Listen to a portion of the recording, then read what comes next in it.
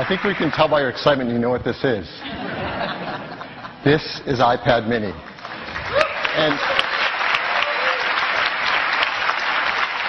And what can you do with an iPad mini that you can't already do with the amazing 4th generation iPad? Well, this. You can hold it in one hand. Now, this just isn't a shrunken down iPad. It's an entirely new design with a beautiful aluminum and glass enclosure where every detail is finely crafted and made, just exquisite. And the process by which they're manufactured are at a level of tolerances unseen in our industry. There is nothing as amazing as this. This incredibly thin and beautiful iPad mini. Beautiful from every angle, incredibly thin and light. Would you like to see one in person?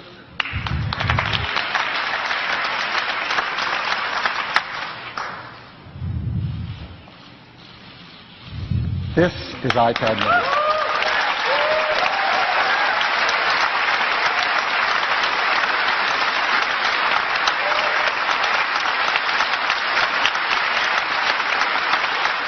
That's how thin that is.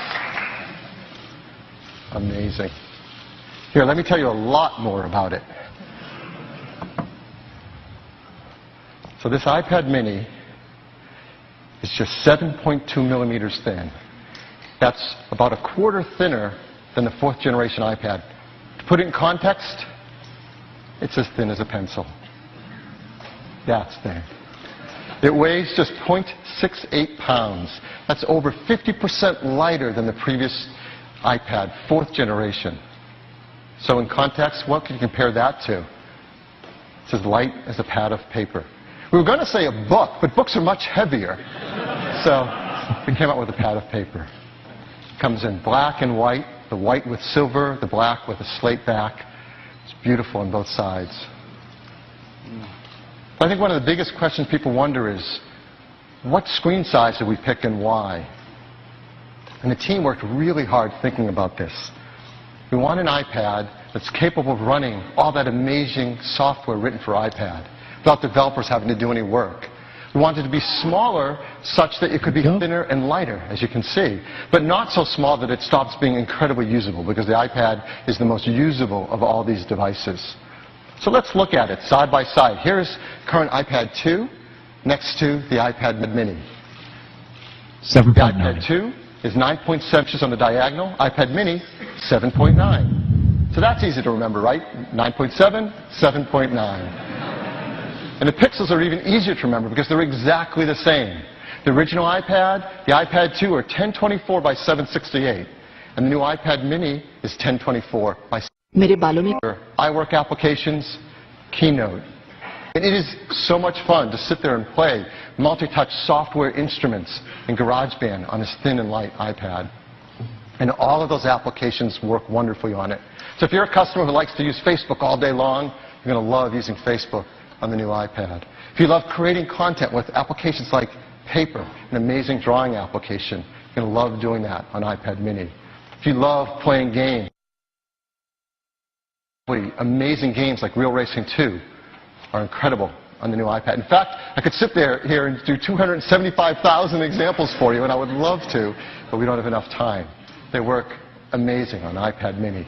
No one else can say that with their tablets. In fact, others have tried to make tablets small on the iPad, and they've failed miserably. These are not great experiences. Well, why?